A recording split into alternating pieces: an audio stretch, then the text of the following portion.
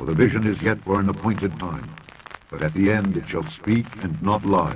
Though it tarry, wait for it, because it will surely come. It will not tarry. The burning question is, what about implants in people? Barbara Masson, the Director of Operations for Electronic Identification Devices, says there would be no technical problem in implanting the chip in humans. The Washington Times describes the process further. According to promotional literature, it is an ingenious, safe, inexpensive, foolproof, and permanent method of identification using radio waves. A tiny microchip the size of a grain of rice is simply placed under the skin. It is so designed as to be injected simultaneously with a vaccination or alone. I'm going to take you on a whirlwind tour on the future prospects of microchipping people. I'm going to challenge you with the notion that every single piece of ID that you own will be replaced with a tiny microchip implant about the size of a grain of rice. We need some system for permanently identifying safe people.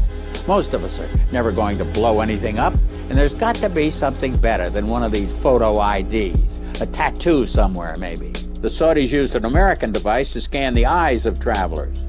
I wouldn't mind having something planted permanently in my arm that would identify me. The RFID chips have it all there, all of it. Goodbye wallets. After all, what's a wallet for? ID, cards, not anymore. Oh, and money. We'll be completely cashless. Blink terminals will read your chip. Think Easy Pass with MetroCard. No cash, no drug trafficking, no terrorism. Make any connection you want. No one's listening anyway. Then you'll beg for one. Everything's on the list. What a Class 2 implant is, for those of you that don't know, this is a younger version of me way back, the last millennium, and my GP, so this was all done on the National Health. And what I'm having implanted is this little device, not the thing on the left-hand side. This quaint currency we still have. The thing on the right-hand side, a radio frequency identification device, and I had this implanted. I'm always forgetting my wallet, and then I can't find it, and I don't know where it is. And the idea that maybe someone could put an RFID chip somewhere where I would just have to wave my arm, it's a very attractive proposition. This movement is spreading worldwide. In Sweden, thousands already have microchip implants that they use in their daily lives. Next thing you know, we'll all be You will be finished. It's just a matter of time. This is the mark of the beast.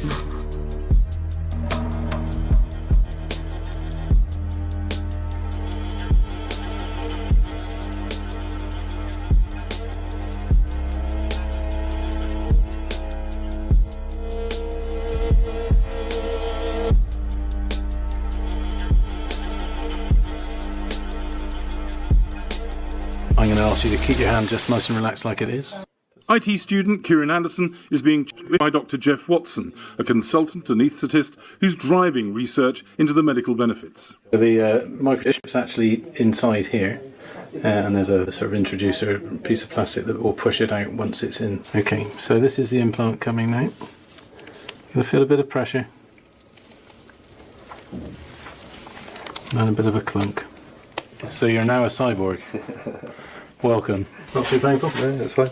Kieran has a near-field communication microchip in his hand, and that can be used to store data, store information, his name, address, contact details, anything he chooses to put on there, blood type, allergies, basic medical information. The idea of everything being able to commute together excites me quite a lot. So, automatic payments and that sort of thing without you having to actually do anything. Listen, today we're going to talk about this hot topic, and it's really aggressive too. It's human microchipping to come for all humans, let alone Americans.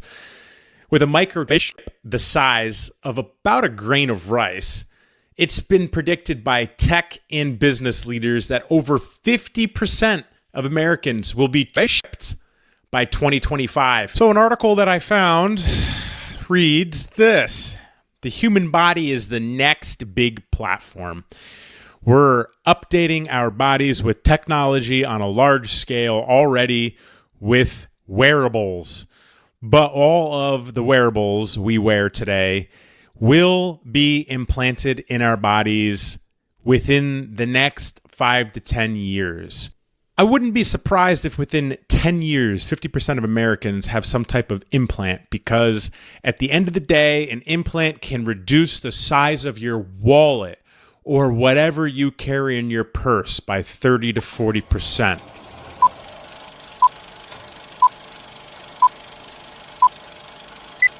A doctor inserts the microchip between your thumb and index finger using a device similar to a syringe. Now, these chips can actually be really helpful tools, and they utilize the same technology used in phone payments. With this tiny device, your body essentially becomes a contactless key. It can open doors using sensors and can even start a car. They last anywhere from 10 to 20 years and can be removed with a small incision in the skin.